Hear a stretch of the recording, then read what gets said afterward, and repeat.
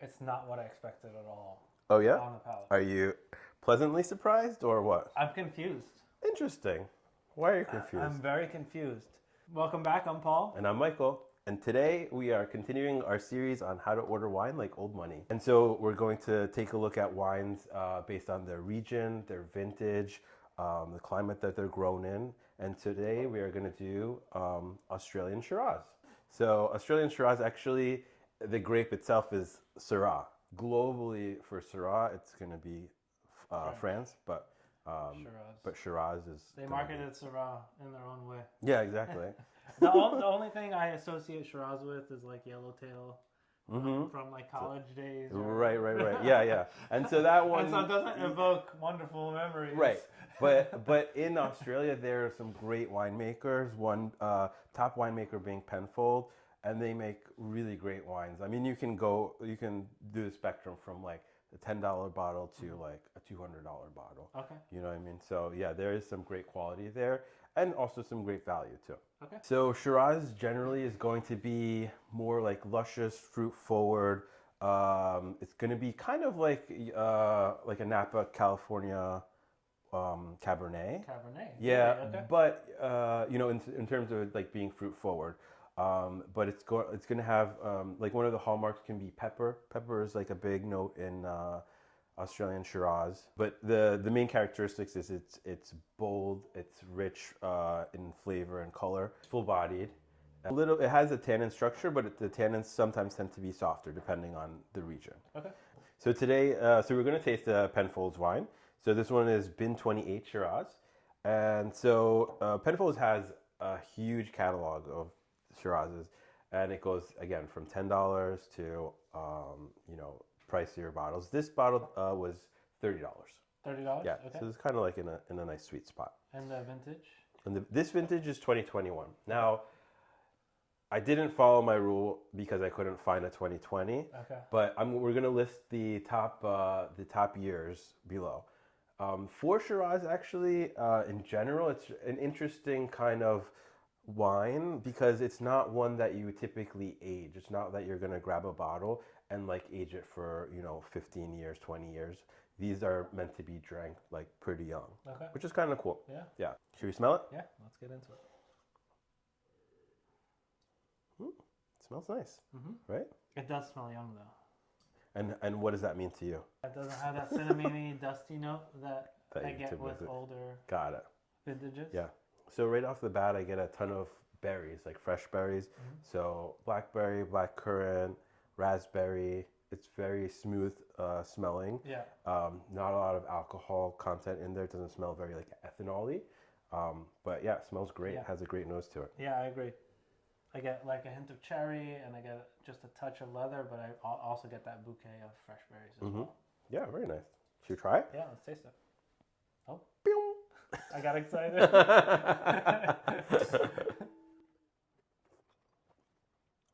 It's not what I expected at all Oh yeah? on the palate. Are you pleasantly surprised or what? I'm confused. Interesting.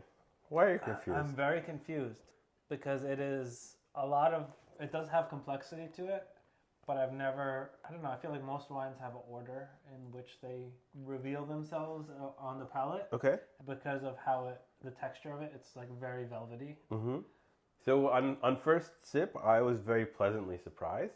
Like I thought it was very lush, full-bodied, very nice and smooth, well-rounded. I feel like it has like a touch of pepper in there. If I had to like choose a pepper, I would say like more white pepper than black pepper. It doesn't have that harshness of black pepper. I get like some mint, some eucalyptus in there. Yeah. So now that I've gone back to it, I get it's that lush velvety coating that coats your tongue. I get actually a lot of pepper on the end of it. At the very end, it hits you with the pepper. The one thing I think I realized what's throwing me off, it doesn't have any acidity. It doesn't have that like tannic structure I'm used to with like a Cabernet or a Pinot that you get a touch of acidity with it that helps break it up. This is very like low tones, if I can describe it in music. It's like very bassy as far as flavor profile. Got it. Yeah, and that's what they say with Shirazes. They tend to have softer tannins. There's still a tannin structure there, but they're softer. You know, whereas French Syrah Yeah. would have more punchy tannin structure.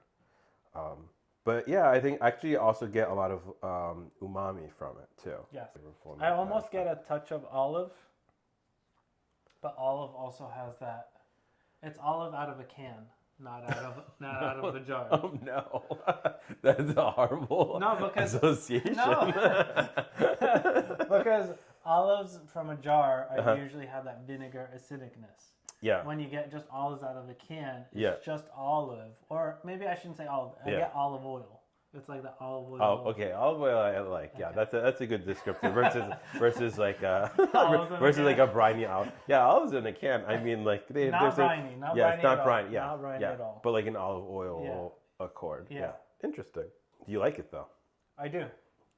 The longer I sit with it, the more I start to enjoy it. Mm-hmm. And you see how like it could pair really well with like a steak. Yeah. Yeah. Ooh, a steak with some chimichurri on it. Yeah, that would be awesome. It's good. I really like it. It's like I was like, wait, what's happening to my mouth? That's a good thing then. It keeps you on your toes. It's like a velvet blanket just covered my tongue. Isn't it good though? Isn't that a good thing? I think it's a nice.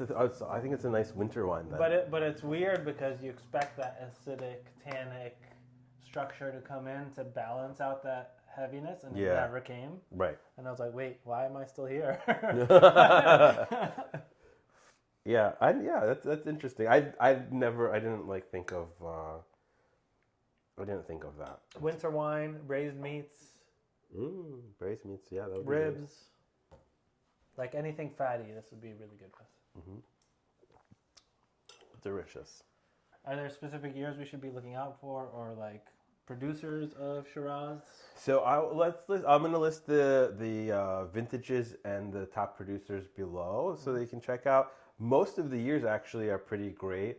One year that wasn't kind of listed was 2017, but 2020, 2019, 2018, 15 and 14 tend to be top years to drink. And what about producers? So other than Penfold, another top producer is Clonakilla. Clonakilla. Okay. Yeah. So what would you rate it? 1 to 5? 5 being would buy again. I'd totally buy it again. Okay. Yeah. So I would rate it. I would, as far as buying it again. Yeah, I would. But if I had to let's say rate it on a Vino scale, I probably would rate it a 4. A 4? Mm-hmm. Yeah, I would be like 3.9. So right around the same. Okay. Yeah. It's right there. I would definitely have it again for sure. Yeah. So definitely worth trying. Nice.